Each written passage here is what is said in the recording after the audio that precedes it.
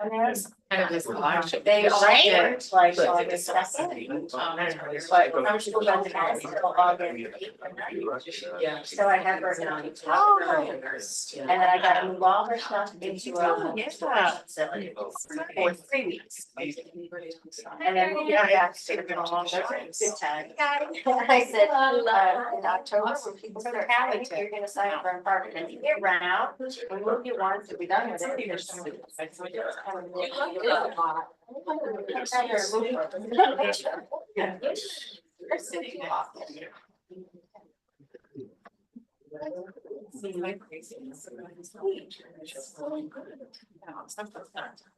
is you? Oh, is it his artwork? Yeah. Brooke did a self-study at the art show, Yeah. so she did a bunch of self-portraits. Oh. So I thought she didn't know, but Stephen was a portrait artist. Right on. That's it. Well, that insane, that's phenomenal. I was like, you have so much in common, you should know this. Our gay high school and belongs, you know.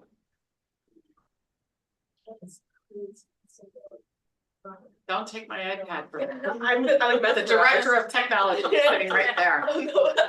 That application or the admission can be rescinded if you. That's right. So, Yeah, we've got the now. I can't do animals. Yeah, got the guy. I'm sorry for you. I'm not gonna use it. All Alright, so we're good? Alright. I think we'll go ahead and get started. We'll call this meeting of the Madison Board of Education to order. We'll start with the Pledge of Allegiance. Allegiance to the flag of the United States of America, the republic for which it stands, one nation, under God, indivisible, with liberty and justice for all. So I'm carrying tonight. Seth is in transit, but he's here joining us on Zoom. So our first order of business is our public participation school community session. If you're joining us in person or online and would like to speak, we just ask that you raise your hand either virtually or in person, state your name and address. We do limit comments to 3 minutes. Do we have any members of the public who would like to speak at this time? We do not. And in person, I think everyone is good. Okay, we'll move along. Our next item is our Board of Education Student Representatives Report. Brooke and Grace. So I'm pleased to announce some pretty exciting, all positive updates for the end of May. The first is that we had our art show and band concert last week, and both were highly attended and very successful. The amount of talent at hand is unbelievable, artistically and musically, so those were really positive. And then on Sunday was the Vibe Cabaret, and that's our final performance of their pirate show. We had a Raffles for Wishes event there, so a student from, I believe it's Brown, got to be a part of the ensemble and get backstage tour and everything, so that was really cool as well. And then National Honor Society spring inductees came out, so 40 juniors were inducted. And the ceremony will be on Thursday of this week at 6. Yeah, we had AP testing is almost officially over with. There was a little mishap with the AP physics, but we'll get it done this Friday. But I'm sure a lot of the juniors especially are pleased that weight's off their shoulders. I know it was really stressful, especially last year. This year I was just, getting through those. But we have more talent coming up with the orchestra concert tomorrow night. Very bittersweet. It's my last orchestra concert, but it's a great program, and I'm sure it's gonna be hopefully well attended. We have some great music, and then the week after Wednesday at 7:30 is the chorus concert, and I heard that they're doing a medley of the musical Wicked, which is really cool, and I definitely want to hear it. So I will be going. I'm sure their seniors are also feeling the same thing. I think our music programs are just phenomenal. Like I brag about them all the time. So I'm hoping a lot of people come and watch. There's a ton of senior events going on. I won't name them all, but the big one is prom. We have our senior pre-prom assembly next week. Apparently the speaker is really phenomenal. She kind of evokes a lot of emotion out of the students, which is really powerful to be able to get teenagers to show some emotion for some of these topics. So I'm excited to hear her speak. It's gonna be really, hopefully very powerful. And then obviously we have that prom on that Saturday, the 31st. at Anthony's in New Haven. A lot of people are really excited. I'm really excited. Should be a great and safe event, hopefully. And then as the school year comes to a close, so is spring sports. They just finished their regular season, and I'm pretty sure every single sport qualified for SECs. So hopefully we'll see some good stats out there. We're working hard, but yeah, we're steamrolling ahead to the end of the school year. So And then junior prom was last Friday, and that was a very successful and safe event. It was well decorated by the class officers, which is always fun, and I heard the food was really good, and so was the DJ. So that was really nice. And then the day of Friday, most students left at around 11:30 to get their 4 hours in and then get ready for prom. So we had a college exploration day where there were over 12 breakout rooms that juniors could attend. And me personally, I started my Common App. I learned from a BC admissions officer about what he looks for in hand applicants, and then started my college essay. So it's kind of crazy that I'm starting that process, but I think students found it really beneficial to get a jump start before the summer starts. Thank you. I don't have any questions or comments. Yes, Diane, I have a question. So I know you guys both take AP classes. Did either of you participate in any of the AP review sessions? Yeah, I participated in all that were available. It was a little difficult sometimes because a lot of them overlapped. I mean, teachers started reviewing, I'd say around 2 weeks prior to exams, so cramming 4 different AP exams in 2 weeks was a little challenging. But I mentioned this previously, I really liked the format that my AP biology teacher used, and that was to take our trimester exam before the national exam, and it was cumulative from all the content from September to March. And yeah, pretty much March. And that was graded. It went in as our final exam, but that really forced students to learn every content that we've learned over the last months. So I really like that format. And then APUSH, they did review sessions, or AP US History, and they went through the 8 units, and they would do like 3 a week after school, and then they made them available on Zoom at 7 p.m. so that it could balance with practices. And then for AP Spanish, they did after school review sessions from 2 to 3, and they went over each part of the exam. So that was the essay, the listening, multiple choice, and speaking. And each Spanish teacher did a different session so that you could learn from a different teacher. And then with AP language and composition, those were a lot of in-class review sessions. And we practiced the different essays that we would have to write. We had to write 3 different. And then we did multiple choice practice, and multiple choice packets were made available to us. So I went in feeling very well prepared, and I was definitely grateful for the review sessions. And the review sessions that you attended, were they well attended or was there only a few people? Yeah, it definitely depended on the class. For AP biology, she had 2 review sessions after school, and those had every seat filled, so those were really well attended. For AP US History, when I went after school, it was probably between 3 and 5 students, which wasn't well attended, but then the 7 p.m. review sessions had between 12 and 20. So I think night works a lot better. A lot of those students are athletes as well. And then Spanish was pretty low attended as well, with 6 to 8 students. the other thing that they did, which was helpful for because I couldn't really do the law after school because I'm pretty packed after school. A lot of people made Google Classrooms and they just posted all the materials on there. And I think that was huge for me because last year I don't believe that a lot of my classes did that. So like, and for like chemistry, like you have to like learn a whole nother unit. And when I couldn't go after school, I was like, I really don't know this unit. But this year there was a lot more, like I think almost all my teachers made a separate Google Classroom, which was really awesome because you were able to use the same materials, but like on your own on your free time. And like my calc teacher had like a session at like 10 o'clock on a Saturday because she like pulled the class and she was like, what days are gonna work for you guys? And like it's like a random time, but like I think the teachers really know what the students need best. And like I think from last year, this year, there was an improvement. I don't know if that was on purpose or if that was just teachers I got. I don't know, but I saw an improvement. Thank you.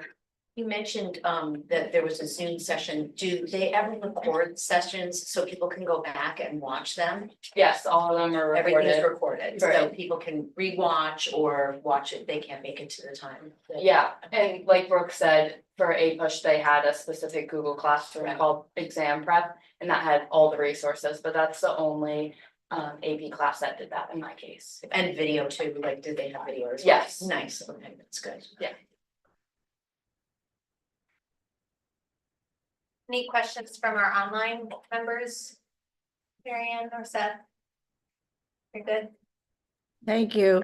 Thank you, girls. You do a great job. Thank you. Keep us up to date. Yes, keep us posted.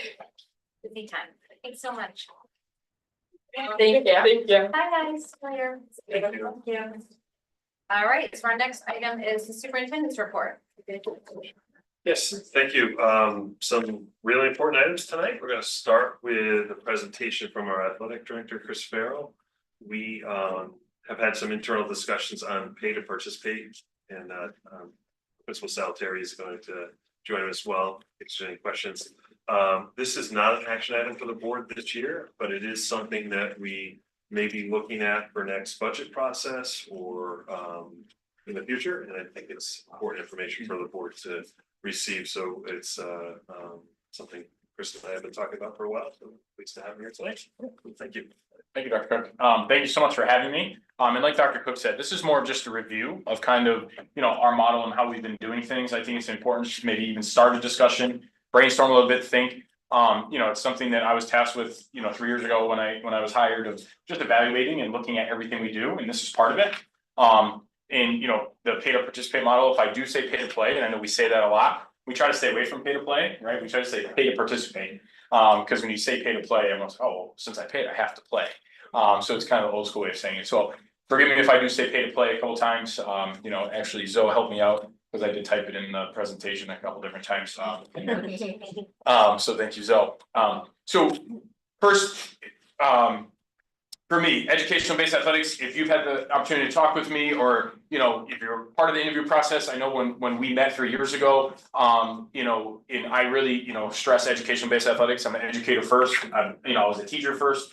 Just the lifelong goal or lifelong traits and qualities that they learn from being part of an educational based athletic program is something that I hold very close to myself. It's something that I try to make sure is emulated throughout all of our coaches, our staff, working very closely with our teachers, getting them to understand that, the educational based athletic program that we have in Madison, both at the middle school and high school, is an extension of the classroom. We're holding them to the same standards that they are held to in the hallways of Daniel Hand and at Polson, and then obviously the classroom as well. So, we're teaching them those lifelong, skills, the teamwork, the perseverance, accountability, leadership. It's something that's very important. And when you have that pay to participate model, it kind of does muddy the water just a little bit. It's something that, when you are adding, an extension of the classroom, and then there's, a cost to it. Sometimes, it does lead to some people just kind of not really understanding, what we're trying to do. The model design that we're currently in, it was designed years and years ago. I don't know exactly the date. I've kind of talked to a couple people and had some conversations with Stacy in finance, but no one really knows exactly when it was started. I think it was just something that we've always had done. And it was designed to cover the cost of transportation, officials, and event staff. So we charge for at games, any admission fee that goes to event staff, and then the pay to play money was going towards the cost of transportation, officials, and then cover event staff if it did go over. We are one of the 4 districts in our conference that actually has paid to participate. So it's us, Cheshire, Shelton, in both the Wallingford high schools. So over 90% of our schools in our conference do not have pay to participate. I came from a conference, my previous district that had 32 schools, and I think 1 school had pay to participate. So it's a model that a lot of our public schools have gotten away from. One of the biggest reasons why is it creates a financial barrier for students and families. The biggest thing is, sometimes they might deter from participating because there's, a financial, aspect tied to it. When families pay, they prioritize over athletics and academics.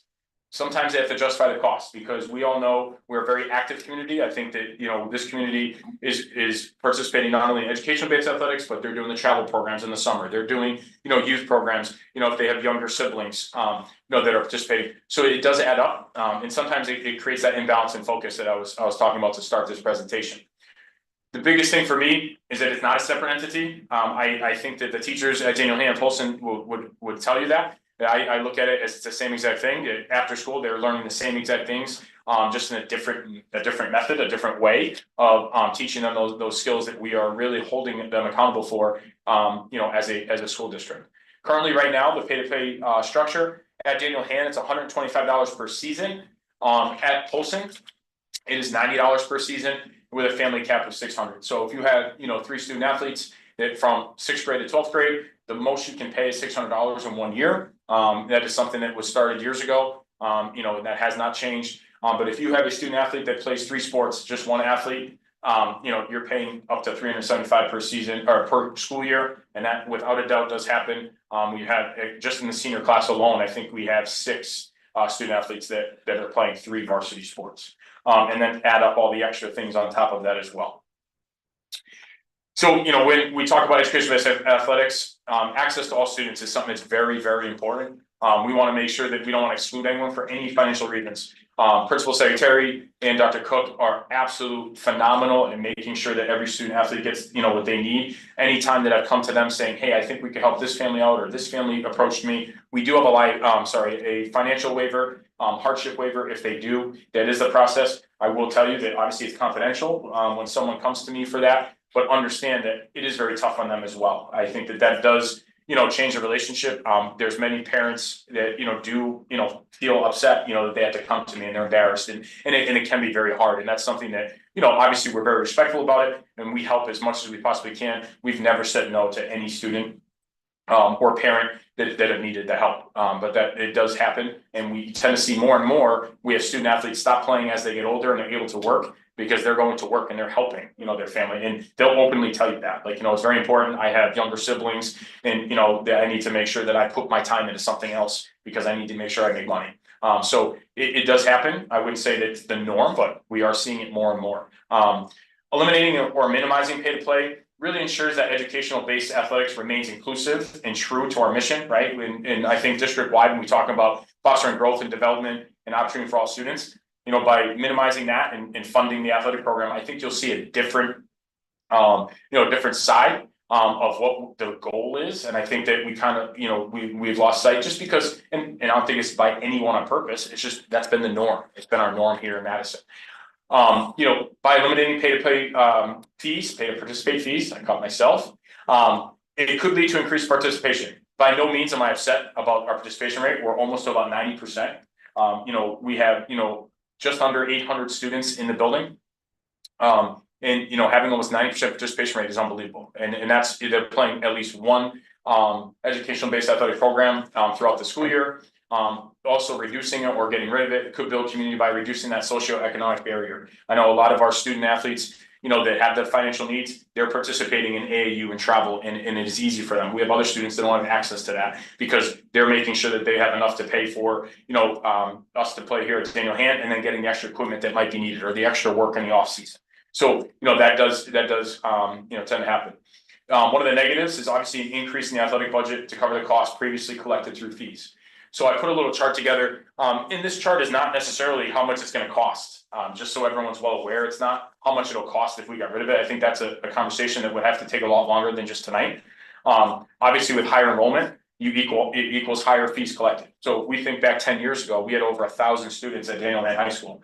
So the participation rate was probably, you know, close to 80–90%. But we're filling those teams. So our freshman team had 20 students in them on the team. The JV team had, you know, 20 to 22 students on it. The varsity team had 20 to 22 students on it. We're not seeing that. We're seeing 12 to 13, you know, at the freshman level. We're seeing, you know, 15 at the JV level. We're seeing 20. And it's only because there's not enough students, you know, I shouldn't say not enough students, you know, the enrollment has gone down. So as you can see in 2021-22, you know, fall athletics, you know, 394 student athletes. In the winter, it was 393, and then in spring, it was 416. If you fast forward all the way to this year, you know, you can see that it's about a 50 student drop 100 in the winter, and we have the same amount of programs. That hasn't changed. It's just enrollment has reduced. And so at the end of every school year, we are looking for extra funds because we're not covering the cost. The old model of doing that. That's why the athletic department is over, because it's transportation costs, it's official costs, it's making sure, and we can't have away games without buses. These are necessary things that need to happen. And if we are funding it, then we're not having to look for money at the end of every school year to say, hey, listen, how are we going to cover this? The other piece of it too, if you look at the average, so you have the 4-year average, 138,000, you can just see this year collecting alone is 124. Now that number is if every student athlete paid. Right, but we do have financial hardships. I didn't want to put that data out there. I don't think that that's necessarily something that we need to discuss, but understand that we're not collecting 124,000 because we do have students on hardship waivers. We try to make sure that we are doing that, and that's something that we pay online. The other part of it too is by using online payments.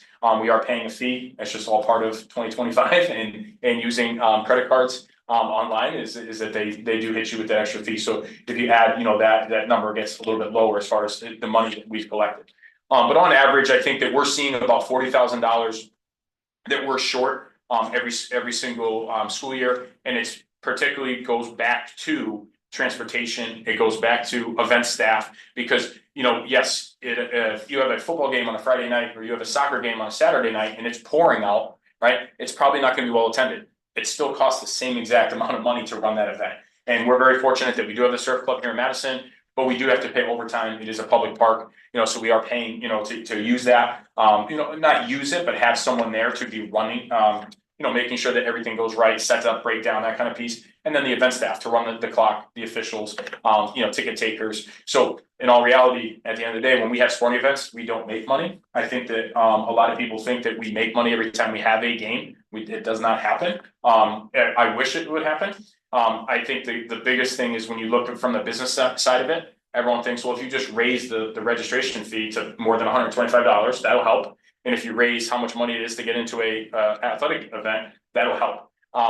I'm a big believer that it wouldn't help. I think that it sends the opposite message. I think that we are I know we're in par as far as paying $6 to come for an adult, $3 to come for a student. That's really what we're doing at the SEC level. And then we offer a pass that allows them to have access to the year long at a very discounted rate, because then it allows access. And then on top of it, if there are students that we know can't afford it, we are giving them a pass, and it's literally sent to their email and there's no questions asked, and they just get the pass, and that's how that works. So there are different things that we do to make sure that they are successful in feeling like they are a part of it, but it does happen. So some of the why, and I know I've already said some of it, it's important, when you're sitting there talking about eliminating or reducing, right? You're really trying to get that uncomfortable dynamic with some of the families that can't afford it, and some of the families that they have to make tough decisions, and it is tight for them because they are trying to make sure that they are giving their student or their son or daughter the best possible experience.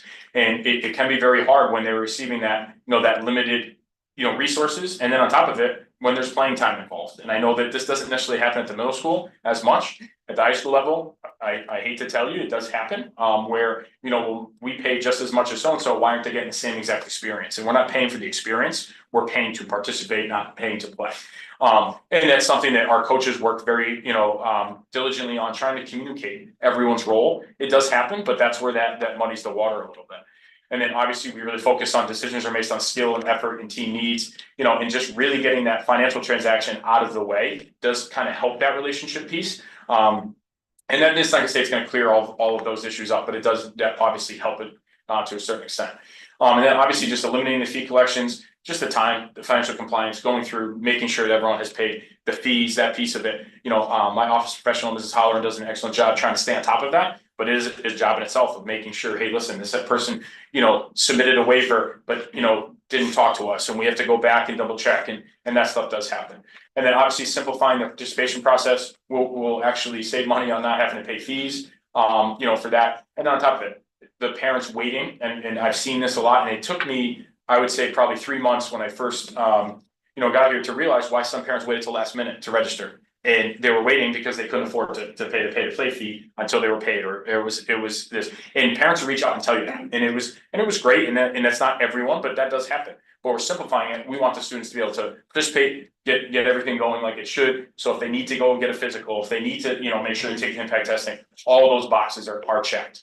And then obviously, we're really trying to improve the coach-family relationships. I think that that's something that's very important to me. It's something I stress with my coaches all the time, that we want to make sure we're taking, that conversation out of, it's a financial transaction and we're paying to play this. You know what I mean? This is not travel, this is not AAU, it's not youth. We want to make sure that the goal is educational-based athletics and it's an extension of the classroom.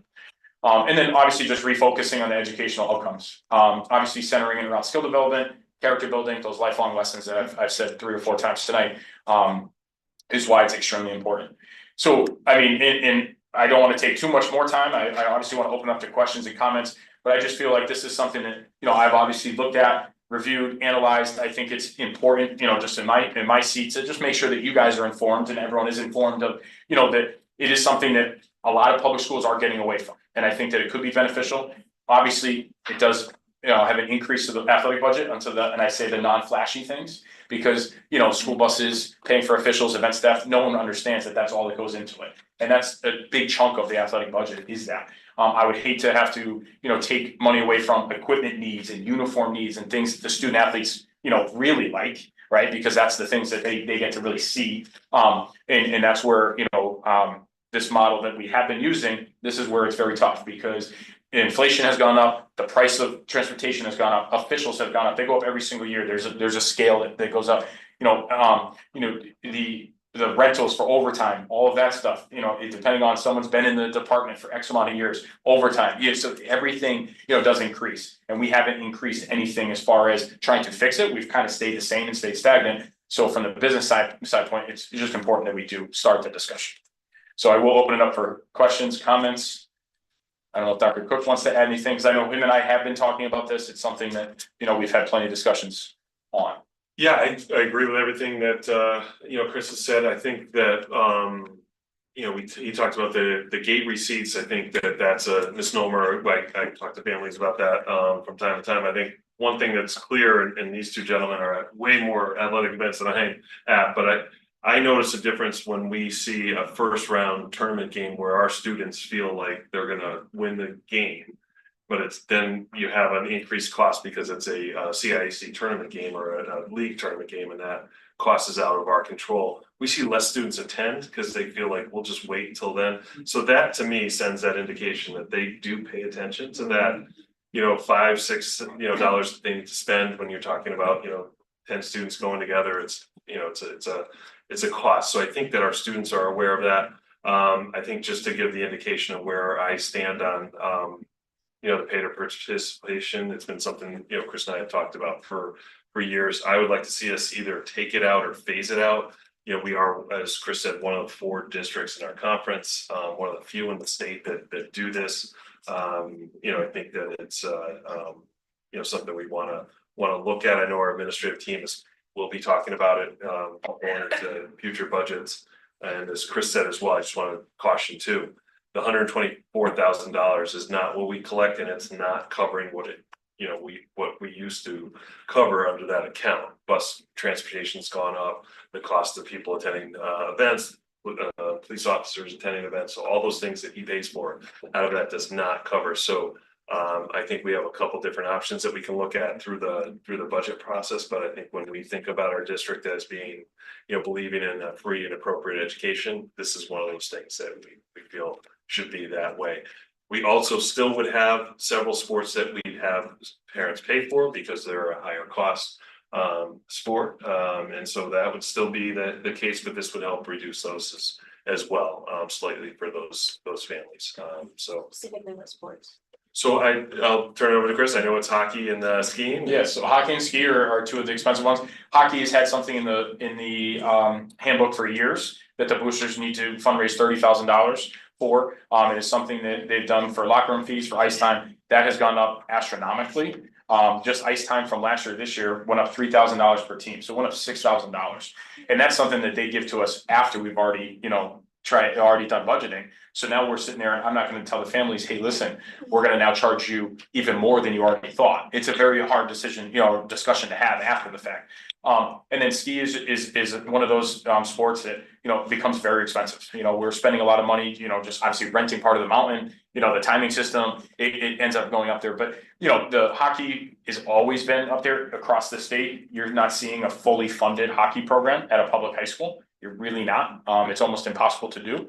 So that would stay with the norm. And the same thing with ski. I mean, we've kept ski pretty, low key. I still want to continue to keep it as low key as possible. But it's something that we do to make sure we can sustain it long term. We do have to make sure we do it because we end up outsourcing a lot of our transportation with ski to outside of Durham because that will guarantee that they are able to get to the mountain every day.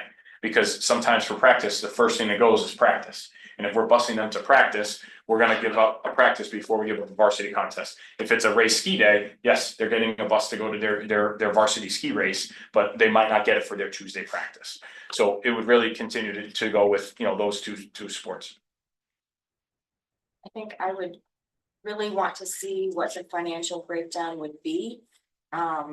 Because when you talk about increasing enrollment for sports, right now we have a 90% participation rate, you said? Yep. So you're looking at, by eliminating fees, you're hoping to include more students in participating. That means more uniforms, more equipment, possibly more buses needed for transportation, depending on how popular that particular sport is. So I don't want to cut you off, but I will tell you, transportation won't change because we're Yeah. already sending the buses, right? So the buses are already going out, we're already doing it. We just only have 10 to 12 students on the bus instead of 20 students on the Okay, bus. so you don't think that there would be a need? for- Transportation wouldn't be fine, uniforms will be fine, we're always gonna, I'm not ordering. When we order uniforms, we're ordering for the varsity team and we're ordering that uniform number of 24, 26 uniforms, depending on which sport it is. And then we pass on uniforms. So I wouldn't say it'd be an added cost if we increase, let's just say we went to 95% participation rate. That'd be a huge positive for us, but you're not gonna see increases like that. But I understand. I think without a doubt, we can come up with exactly what transportation costs us. We can give the cost analysis the last 3 years and what we've been over, right? And then on top of it, adding in our success that we see on a yearly basis, seasonal basis, we're almost having another half of season in the postseason, right? I mean, because our teams are going to semifinals, so we're literally sending 4 buses, each, for each program. So that's, I think, something that has to be looked at as well. So I would tell you that we've been on average since I've been here, and then just looking at it about between $40,000 and $50,000 short when it comes down to transportation.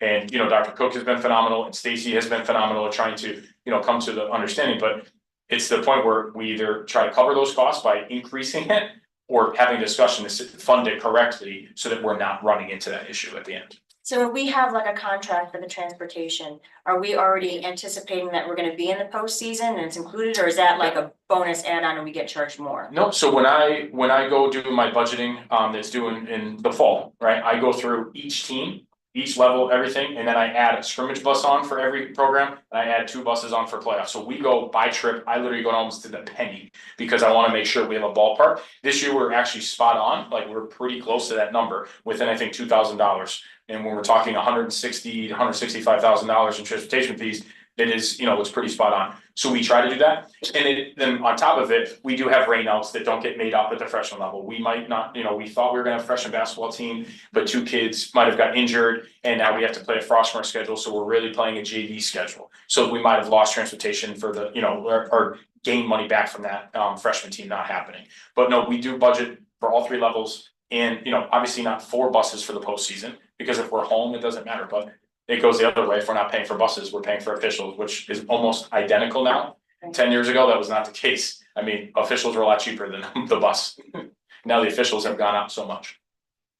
And I would add that whether it's the prom, whether it's AP test, that the students feel very comfortable approaching, whether it's TJ, Melanie, Brian, or Chris, with financial issues. And I think they make that very well known, that if this is a barrier for you, we will work with you to find out. I know they've found prom dresses. I know they've found, lots of ways to make things work for kids. So I want to give them a lot of credit on that. And so, I think that that's something that's well known in the school. I don't want the board to walk away from this thinking that a student was going to play even hockey and couldn't. We've had students play hockey that have, you know, received financial assistance from us, so. I think that's something to be aware of. My estimate, to be comfortable, you know, a comfortable number for me to say that the board would need to cover to eliminate this completely would be $175,000 going into not next year's budget, the year after. And so, you know, adding a little bit to that, then I think that we would be able to remove that. I think then the other option would be to do it on a, you know, progressive, you know, add another $50,000 to athletic budget or something like that for 3 years, 4 years, till we get to that number. And what percentage do you think of the students are getting this financial or hardship waiver, and is it increasing over time? So I would say, I can't give the data or increasing over time, but I would tell you about this year, we're probably close to 50 students. At, you know, it could be, I think there was 46 this spring, yes. And so understand we're covering it anyway, but then that's where the shortage is coming from. I'll add, unrelated to athletics, I've been at camp for 12 years. We have far fewer students. I have never had so many requests for financial support, which is a great compliment that the students and parents are willing, but from proms to money for lunch, to field trips, to the coming, some of you have had high school students, it's expensive. You know, and you know, we try to make sure every student, I had 3 students today just for senior prom. You know, because you have to buy your ticket by Friday. And just like everything else, costs going up. A senior prom ticket's $135. You know, that's steep. And you know, like Dr. Cook said, you know, we help students find dresses, suits, you know, almost whatever it takes, but I've never had so many students. And you know, the parents, I do think they're a little embarrassed when they have to reach out, but I do think they appreciate that we put it out there. Just let us know and we'll make it happen. But with such a small population now in the 700s, to have so many kids actually reach out. And I think there's a percentage that are not reaching out that. I would say that could. without question, I've had students come down and say, can you call so-and-so down and tell them you can buy a ticket? And I'm like, oh, yes, I won't share your name, but, or yearbooks, you'd be surprised how many seniors can't get a $85 yearbook. I probably average purchasing 30 a year for seniors. I think it's really important. I tell them when you're 40, you'll be excited in your attic when you open up that box and you get it. You know, maybe not when you're 18, but you know, there's a lot of appreciation, but we look for kids too, who haven't purchased something that's typical, and call them down and have that somewhat uncomfortable, like, you need some help. And most say yes right away, which is appreciative, which opens the door to help them, you know, over the course of their years, or if they have siblings that pass through.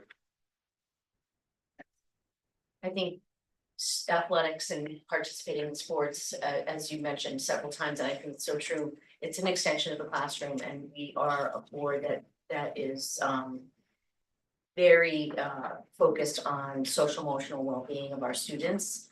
I think that sometimes that is the place where kids excel the most and feel, and that's where they build their self-worth in some cases. And so, you know, I think as a board, I know I support this 100%. I think it's important that we take care of our kids wherever they're working, whether it's in classroom or on the field. You know, I'm usually the last person to spend more money, but I would really like to see this happen. Shocking. This could be. I mean, I really think that, you know, especially team sports is such an important thing to learn as a teenager. And you have to learn how to lose gracefully and win gracefully.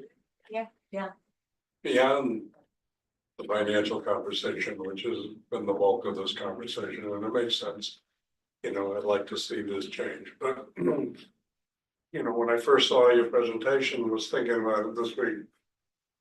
And the reference of an educational based athletic program that supports the district goals, you know, which is really profile the graduate and the things that are attached to that. You know, one of the things that struck me, and I'm sure tonight is not the time to answer this because this is, you know, a longer discussion, but I would love to see you address it, which is you know, how do you find that balance? When you say this is not, you know, an extracurricular and beyond the regular educational program, but serve to develop, you know, these skills in all the kids with a competitive athletic program. How do you do that with a student that ends up spending most of the season sitting on the bench? You know, and I don't know the answer to that, but once you shift from this is primarily to serve students as part of their educational program, the challenge is then shifts to you in terms of how do you find the balance on that? You know, and I don't know the answer to that, but I sure would like to hear at some point how the coaches and you look at how do we develop these skills and still have, you know, and nurture extraordinary, you know, athletic achievement at the same time. The short answer, right, is we focus on relationships with our student athletes in every single program.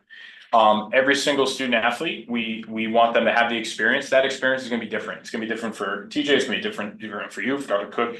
But understand as long as our coaches are building that relationship of trusting, that the student athlete trusts them and our coach can trust the student athlete, that they understand their role within the team. And that role might not be the all SEC starting whatever.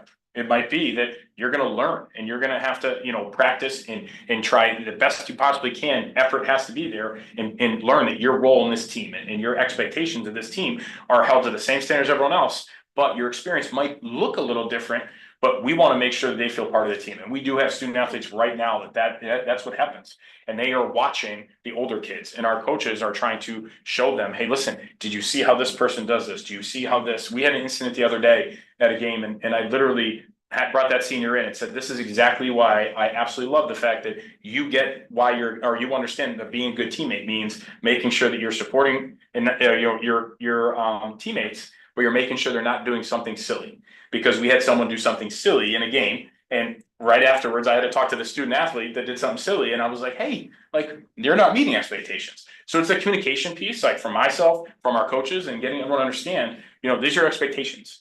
And you know, you're not gonna always have the same opportunity as everyone else, but we're gonna do everything we can in our power to try to get you that opportunity through practice, through being part of the team. Because it's not necessarily about playing time. It really is about being part of that program. And we have some student athletes that totally understand that, hey, listen, I might not get in the game today, or I might not get in the match or the meet because so-and-so is a little faster than me, or so-and-so, you know, has been playing this sport 3 years longer than me, or 2 years longer, whatever it might be. But I know that if I keep doing this and I trust my coach and he's telling me or she's telling me that if you keep doing this, good things will happen. That's where you see that relationship piece. Because understand, you know, education-based athletics, you're not going to always be successful. You're not going to win a state championship every year. I've been very fortunate to see some success, but understand that, you know, we are teaching them how to lose. We're teaching them how to win, right? And understand they're not going to get the job someday. They're not going to get into their dream school, but they're going to understand, hey, I can handle this better because I'm going to relate to when I was on the JV team and I didn't play, you know, at all in the first half of the season because I was learning how to be a better teammate, learning how to be, you know, a person that can produce. So I know I said the short answer and I talked a little bit longer, but that is something we're doing all the time. And it's something that I preach to the coaches on a daily basis is relationships and communication with the student athletes. And that's how you do it. It really is. It's not perfect. Some coaches are phenomenal at it and I use them to mirror and model just like we do in the classroom, right? And I have other coaches that we're teaching to say, hey, listen, hey, this would work if you kind of do this, or hey, why don't you meet with so-and-so and talk to them about how they would handle this student athlete on their team, you know, and it does work. We do see it work. That's helpful for me. Thank you. You're welcome. I just wanted to thank you for bringing this to us because I also very much support it, would like to see it happen. In my experience over the years to what Diane had said, sometimes the kids and the families with the greatest needs quite often don't ask. And I just think of them getting that piece of paper and knowing that they can't afford it. And the child either doesn't participate or the family has to sacrifice tremendously for it. And with the social emotional piece, school is hard enough. This is all very hard without having the stress of how am I going to come up with this money or my child can't participate in a sport they love. So I fully support this. I would like to see it happen. Thank you. Can I just add, can anyone hear me? Yes, we can. Okay, thank you. I'm sorry, I'm driving, so. I like the tenor that this discussion has taken. I do feel like this board has been very supportive, of social emotional well-being and social emotional learning. And I think that, includes the social emotional learning aspects of good sportsmanship that has been stressed over the last, I'd say, 3 years. And so, the board is cognizant of that. We asked for that. We feel like it's happening. We won the Michaels Cup for the first time in a while last year for sportsmanship.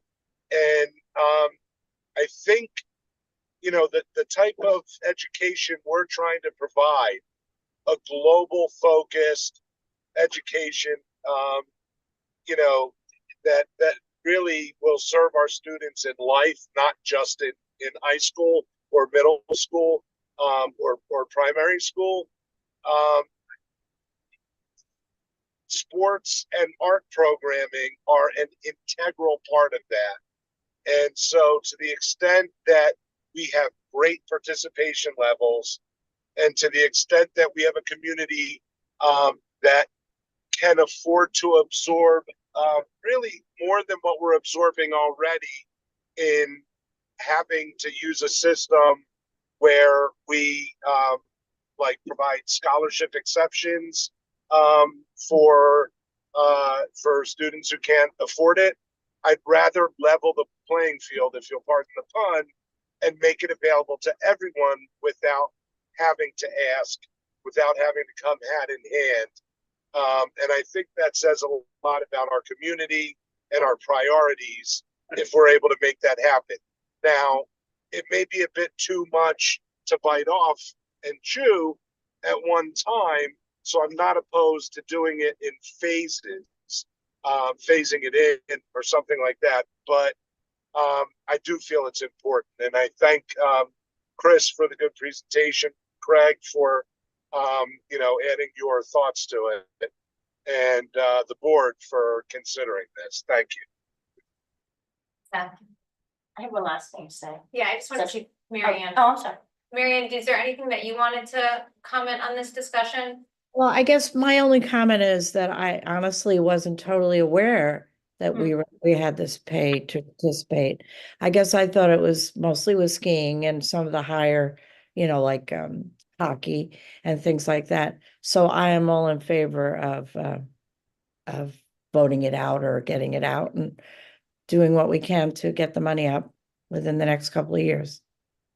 Thank you. I just wanted to make the point that, one of the things that we're trying to do is to get the kids away from tech. And sports is perfect for that because it gets them active, it gets them physically fit. It, is a break for their brain from all the academic and other way of, thinking. It uses a different part of your brain. It's good for coordination. It's mind clearing. But I would also like to point out something that someone else had said, someone from our audience from a different meeting about the team captains and teams talking to each other through social media like Snapchat in order to arrange social things within the team. If we can make sure that we're getting rid of that, and we're trying to promote this face-to-face personal relationships with the students away from tech. And we know that sports is a great way to do it, but when we bring in the team's gonna, talk to each other using Snapchat, and if you don't have the phone or you don't have Snapchat, then you're left out. So that is another thing that I would just bring to the AD's attention. If we could make sure that the coaches are discouraging that. And then completely off topic, how did the logo go over? Oh, it's been great. Okay. And Dr. Cook and I did speak about this, he after that meeting. I promise you that not one coach has encourages Snapchat whatsoever. We can't control what they do on a Saturday or Sunday if they start a communication. Our coaches strictly communicate with our coaches or with our student athletes through their Madison PS account, Google Classroom, or SportsU is the app that we use. Art actually approved that for us, so we're using that. It is 100% approved, right, Art? And that's the messaging where you can message parents, And I can share that at some point, you know, if you want to stop in, I can definitely show you our lacrosse program uses it right now, gymnastics, we have like a lot of them are using it, and it's phenomenal, they're using it at the youth levels. But we do not 100%, it is made very clear, every single coaches meeting, we do not communicate via social media whatsoever, Instagram. Now they have Instagram accounts, they're personal ones, they have team ones, but I make it very clear when I meet with the captains, we don't communicate at all through Instagram. Like if they want to message me, they use an email address, they use the Google Classroom that I set up with captains. We don't use social media at all for communication. Right, but I mean more like within the team. Yes, oh yeah, so that's what I'm saying, on the weekends, like we do tell the student athletes all of the time, we say, hey, listen, you need to make sure you're communicating through SportsU, through the Google Classroom. But understand, we can't on a Thursday night when they're in the summer, they're gonna make a decision, right? And I think that it's hard sometimes, you know, they're not gonna sit there, they're gonna say, oh, well, I'm not equating this to during the school day. You know what I mean? That's what Mr. Farrell means, or that's what our coaches mean, you know, and understand, we get that. We went through it when everyone started having the iPhones and the Androids, right? And you started a group chat when you were allowed to text message because it was all new and everyone loved text messaging.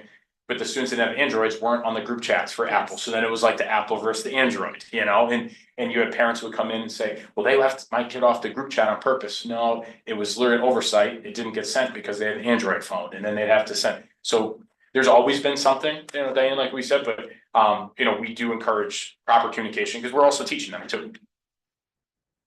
Are there any other board member comments this time? So in terms then of next steps.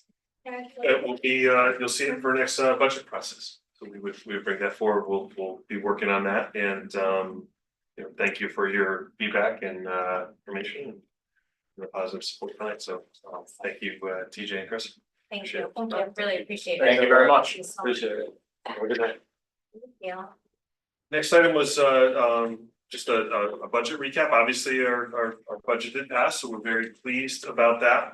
We do have an item on the agenda tonight to make our budget full. We have a reduction in health insurance, as the board's aware, and I know Gavin will cover that as well during his finance committee presentation, so I won't go any further into that. But also the last item, it's yearly we extend the Chartwell's food service contract. So Art is here tonight. You have a copy of the food service contract and some highlights of the amendment. It's been a very smooth year. I will say, you know, some of our concerns or reasons why we moved to Chartwell's managing the employees as well as just the management have been very positively received and in action. We have not had the openings we've had in the past in terms of staffing and had to, you know, have managers working or had to shut down lines because of lack of staffing. So that's been very positive. You know, food costs continue to rise, so we're constantly dealing with some of those issues, as well as declining enrollment has impacted it as well. So turn over to Art. Is there anything you'd like to highlight as well? Well, I think just the summary items that could get included in your packets. You know, obviously we changed the term to the 25-26 school year. And we've reorganized the structure of the schools in the district and appropriately identified which schools are no longer going to be there and which ones are coming online or changing configurations. There is a 3% increase in the administrative and management fees. The total amount of the fees last year, as an example, was about $95,000 for the admin fee, which is a fixed number, and then a variable fee of about $20,000 total for the year, was about a 6 cent per meal fee. So that's what I say is going up to 3%. They started at 3.5%. We agreed to negotiate down to the 3%. There's a change in the cap on the operating loss. We have something that's says that if we exceed in this contract now where we're in right this year, if we exceeded $100,000 loss, they would start chipping in out of their administrative and management fees up to the total amount of their fees. That number has been negotiated down, which is a good thing for us, to $85,000 for next year. And additionally, I think we had, oh yes, the meal prices. we haven't seen a base meal price increase in quite some time. And going to restructure so that the kindergarten through 8th grade base meal price will go up 25 cents. And the grades 9 through 12 will go up 50 cents. They're still very well within district averages and that sort of thing of their other clients. If there's any questions, I'd be happy to try and answer them for you. Does anyone have any questions? Take action on this later. Questions at this time for Art? The pre-K to 5 grade level, how they're doing the meals. So we know how it's gonna be handled at the New Neck River and then at Brown. I think the last time we discussed it, I was surprised to hear that there were gonna be levels within the one school, like for the lower grades, it's gonna be pretty much like what we have K to 3 now, but then more choices as it's the older kids. Just for the record, pre-K is not. They don't get much. Yeah. But it is definitely earlier in the lunch waves are the earlier grades.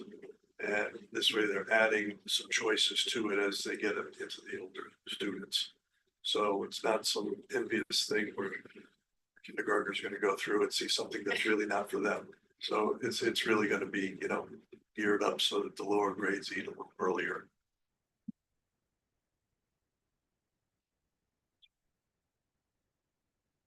Questions? I saw that Marianne stepped away. So, no interesting questions. Seth, any questions or comments at this time? No, I would like to thank Art for once again negotiating this. I want to thank Chartwells. They have done phenomenal work for us over the years. Thank the administration for bringing us another strong contract extension. That's all. Thank you. Good, Marianne?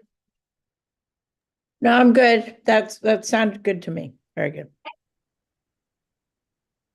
Thank you, Art. That completes my report. Thank you. All right, do we have any board members' comments?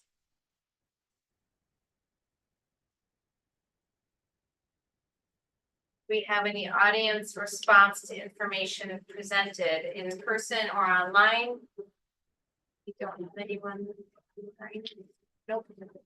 Okay. We'll move on to board committees and liaison updates. First is curriculum and student development. Stephen. We have not met since the last meeting, so no report. Okay. Facilities committee is next. We have not met since last time. I understand that Seth gave you an update at the last meeting about our tour of Neck River, which was very exciting. But I have a report for facilities at this time. Finance committee, Galen. Yeah, thank you, Emily.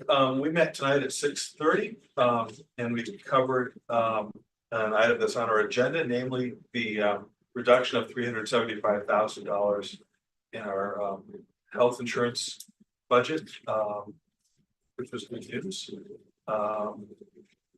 We then took a look at end of year projections and balances for 24-25.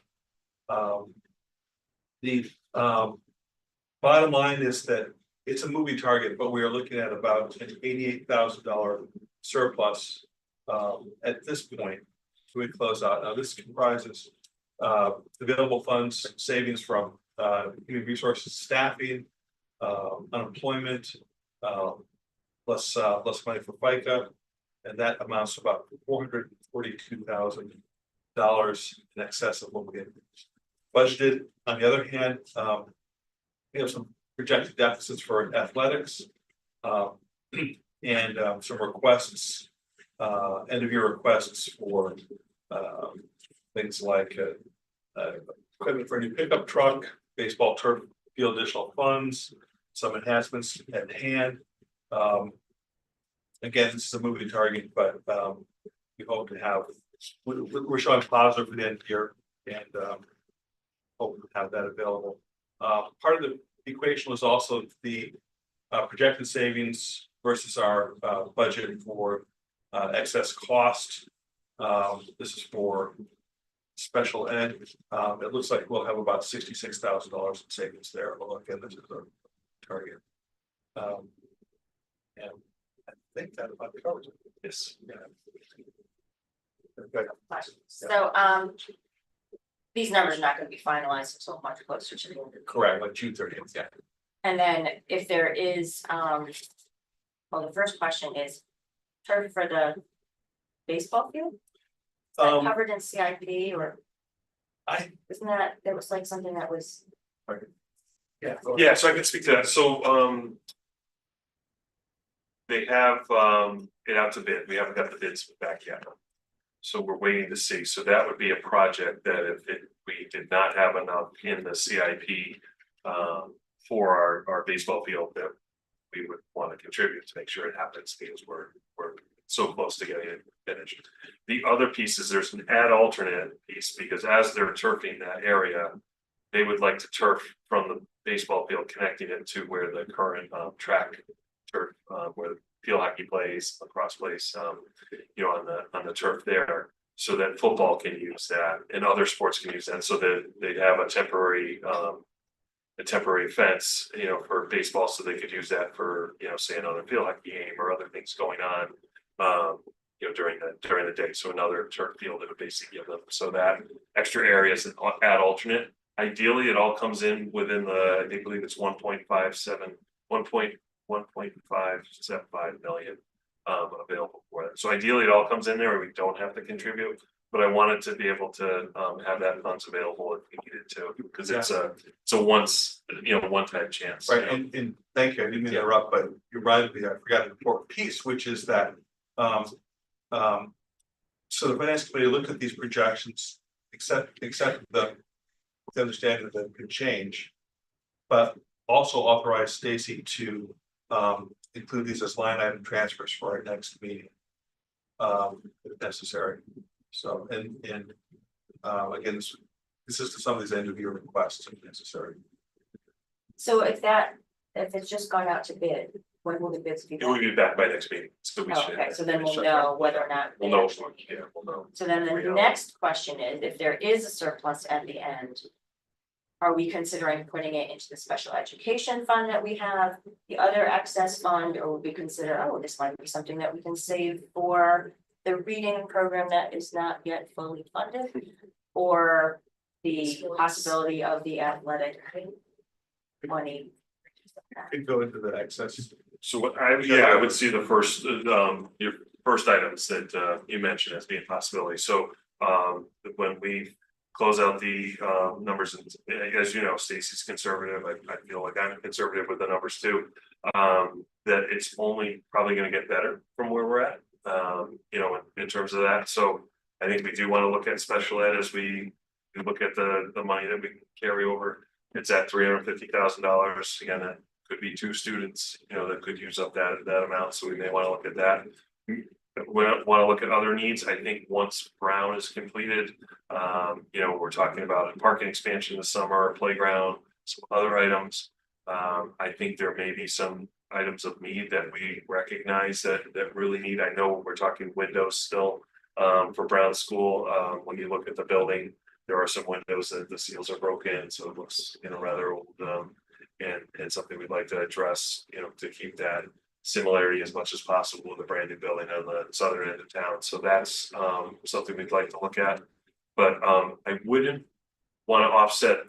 We said with the 2% carryover count, we would spend it on more infrastructure items. Whereas I see that athletic fund being more like an ongoing budgetary item. So I don't see that as being something we could contribute to. I think that's something we'll have to deal with budget wise year by year. I have a question. It's sort of out of sync with everything else, but when we're talking about going back to facilities, and they didn't have a meeting. I wondered what is going to happen with all the equipment in all the other schools? Like, we never have really talked about where the desks and everything that's within those schools that are going to be closing, where that's going to go. Yeah, great question. So pretty lengthy process. We have some time, fortunately. So all of the best furniture from TCLC, Ryerson, Jeffrey and Brown is going to Brown because the new building gets all new things. That's just part of the building process that we knew from the beginning. So and we've been mindful of that for the last 3, 4, 5 years in terms of purchasing when we were buying things. We weren't buying things for the elementary schools that we couldn't reuse for those buildings. So as we go through that process, we're going to be moving that furniture. That staff is doing that now. They have tags that's, you know, based on different colors, go to different buildings. So they're tagging furniture that would go up there. Now even the high school's taking some, you know, conference tables, things like that for the high school. So that process will happen. The next step in that process then is that the town of Madison is offered the opportunity. So we'll have some time to get school started and, you know, store some extras that we have. We have very little storage in the district as a whole. So we would go through that process that we'd offer to the town.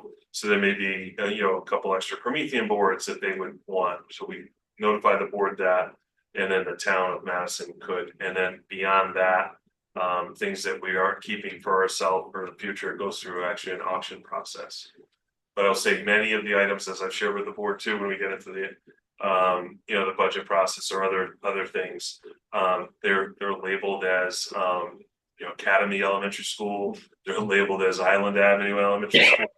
So we have really stretched the items pretty far, you know, as we've gone through this. So you know, we'll continue that. And fortunately, we're keeping the buildings through till January in our control. So we'll have till January to really see what we need for the new buildings and go through that. So And the new building will take nothing from anywhere. Very few things, you know, some teacher items that they want to keep, like, you know, that they have personal to their classroom, things like that. But for the most part, they get all brand new furniture. Okay. Thanks. Right. Good question. Yes, very good question. Any other questions for Finance Committee? Thanks, Galen. Personnel Committee, Maureen. Yes, the Personnel Committee met on Thursday, May 15th, and we're excited. So we have a tentative agreement for the base contract. More info to come. Thank you. Congratulations. Questions, comments? Policy Committee, Diane. We have not met, but you will see in your packet that we have policies as action items for tonight up for a second read for rescind and replace or review. 1361 visitors and observations on the schools. You should have a policy summary with notes from Shipman and Goodwin in your packet. 5123 restorative practices response policy, that's a new policy. 6080.1.2 Title I programs for parental involvement, 6151 class size, 6153 field trips, and we would be rescinding 5100.8 student travel and 6100.16 student travel. Take action on those later. Any questions for Diane? Lauren, oh, sorry. Did you Nope. say that? Yeah. Met last Thursday. Of course, I was on Zoom, but we met and basically we spent that whole morning talking about their budget and how we're going to spend their money.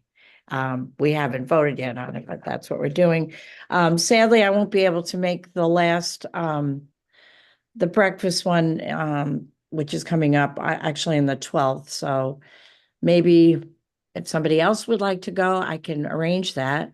It might be interesting for someone who hasn't seen, learn, or talked to any of the people there, if they might want to go. So if anyone's interested, let me know.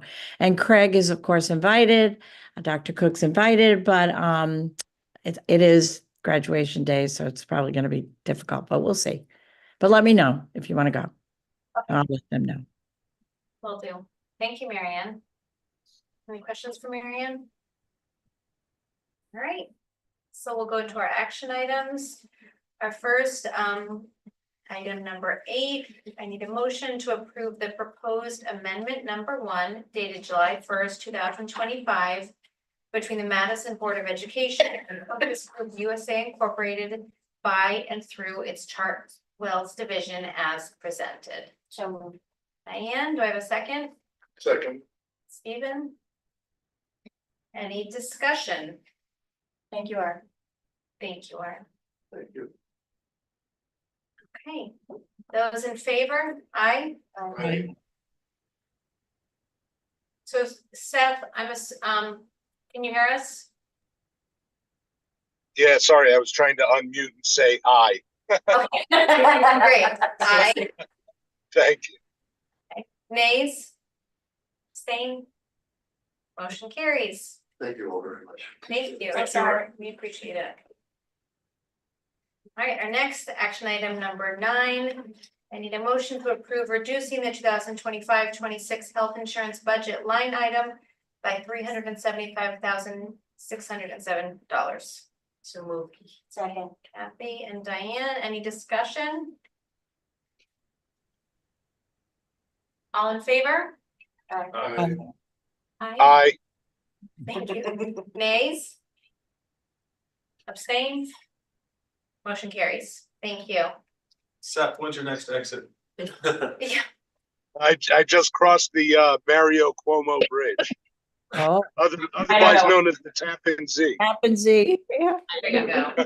Getting closer. All right, action item 10, a motion to approve the proposed international trip to Portugal in April 2026. So moved. Stephen? Second. Diane?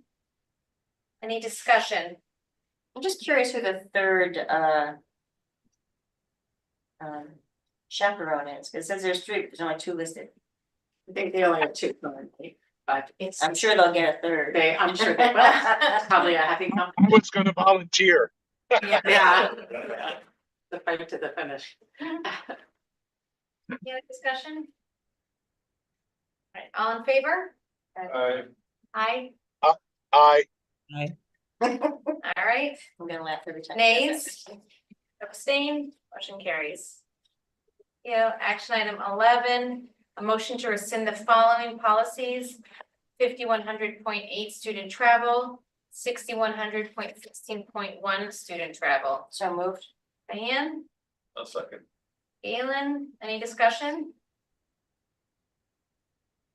All in favor? Aye. Aye. Aye. Nays? Abstain? Motion carries. Thank you.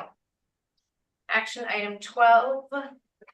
Motion to approve the following policies: 1361 visitors and observations in the schools, 5123 restorative practices response policy, 6080.1.2 Title I program / parental involvement, 6151 class size, 6153 field trips. So moved. Diane? Second. Kathy?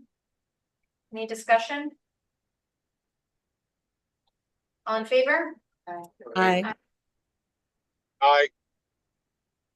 Opposed? Abstain? Motion carries. Action item 13, motion to approve the minutes of the May 6, 2025 Board of Education meeting. So moved. Diane? Second. Kathy? Any discussion? All in favor? Aye. Aye. Nays? Abstain? Motion carries. Any future agenda items?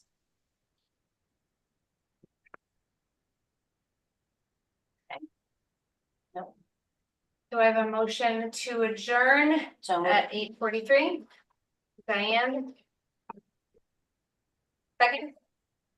I'll second. Second, Marianne? Okay, all in favor? Aye. Aye. All right. Thank you.